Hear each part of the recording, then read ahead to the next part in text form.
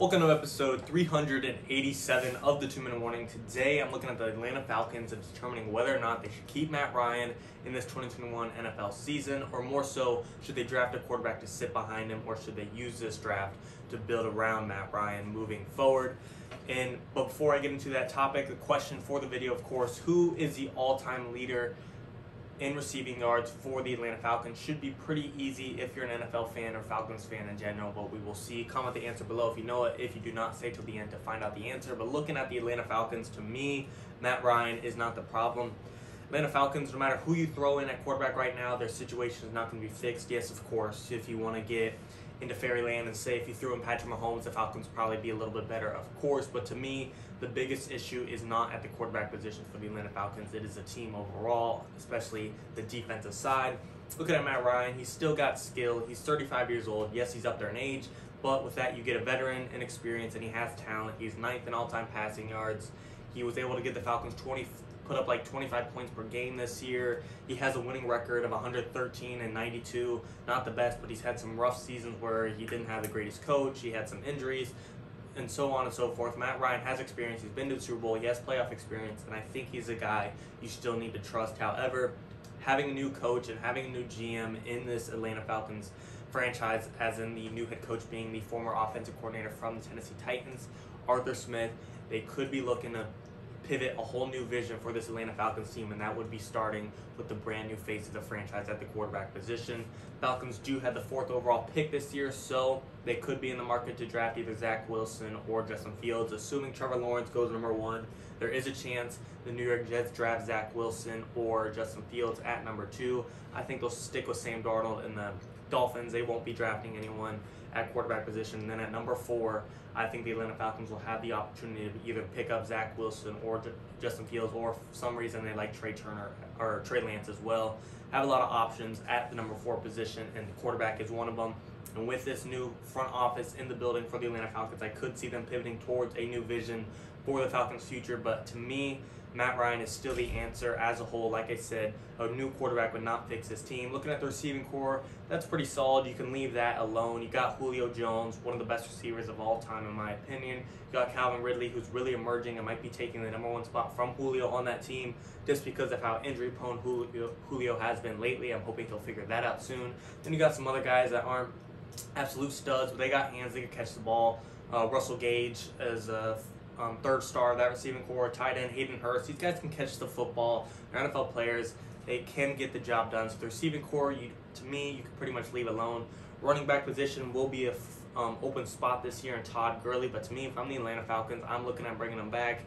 He hasn't had the most rushing yards. He hasn't been the best running back in the league, but he's scored points, and he put the Falcons in positions where they could get in the red zone and score when they are in the red zone. He's been a great running back for them. He, at the beginning of the year, I think led in rushing touchdowns, and he might have ended up with the most rushing touchdowns. I don't think he did, but either way, Todd Gurley, not proven himself to be the amazing rookie he once was on the Rams, but I do think he's still a viable back to have at the starting position in this league, and I think the Falcons should look at bringing him back.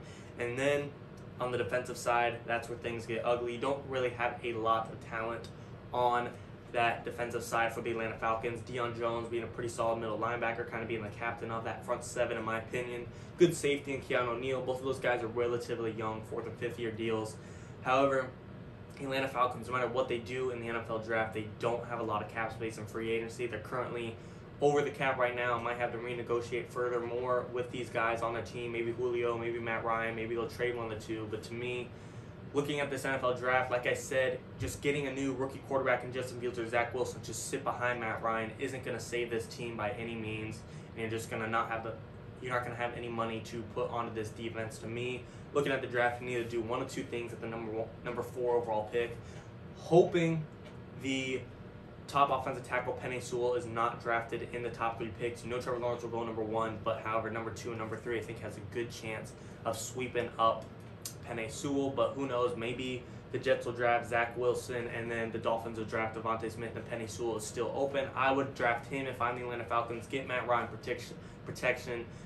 He's still got 4 or 5 years left in my opinion, maybe 3 at the worst, and I think giving him protection is the main thing he needs right now. The offensive line isn't the best. Jake Matthews is your left tackle. Either replace him with Penei Sewell or throw him on the other side at right tackle. give him some protection and get to those great receivers he has in Julio Jones, Calvin Ridley, Russell Gage, Hayden Hurst.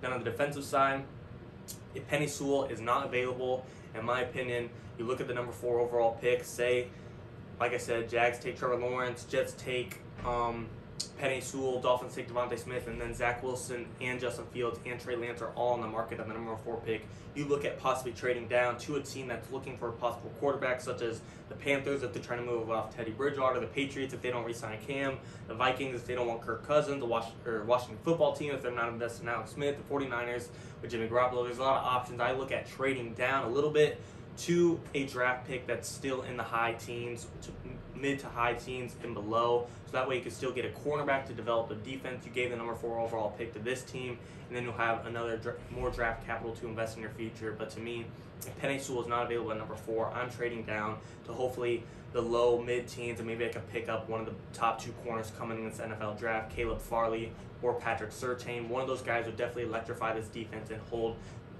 their opponents to lesser points. Like I said, the Falcons have been putting up 25 points a game roughly this season. Matt Ryan's been doing his job. The receiving corps has been doing their job. Without Julio Jones, they've been able to put up 25. Todd Gurley, if you re-sign them, he's a part of that equation as also. The problem is how many points they're giving up, and therefore I think a shutdown corner would help this team out. And even if that's not their best spot, they need to look at possibly drafting a defensive end, a pass rusher, maybe an extra top linebacker, and Micah Parsons to accompany Deion Jones, like I said earlier. Something on this defensive side needs to be fixed no matter what you do. Even if you ignore this, obviously they're not looking at this, but even if they go another route and they decide to move into a new rookie quarterback such as Justin Fields or Zach Wilson, and they sit behind Matt Ryan, yes, that'll be good that he will develop.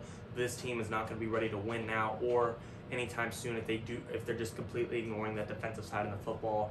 To me, the answer is not whether or not they should move off Matt Ryan, it's how they can help their defense as a whole.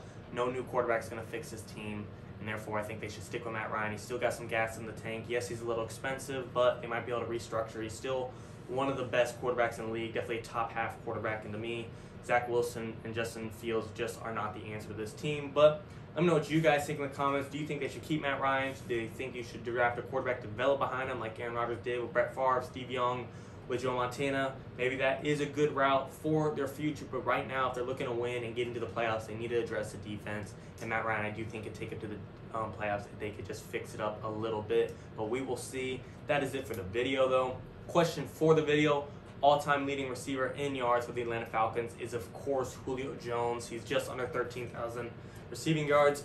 Excuse me. And I think if he stays healthy, he's going to continue to push up those numbers very heavily, and it might be the most of all time in Atlanta Falcons history, as in no one will pass him, but we will see. Thanks for watching, guys. 2-1.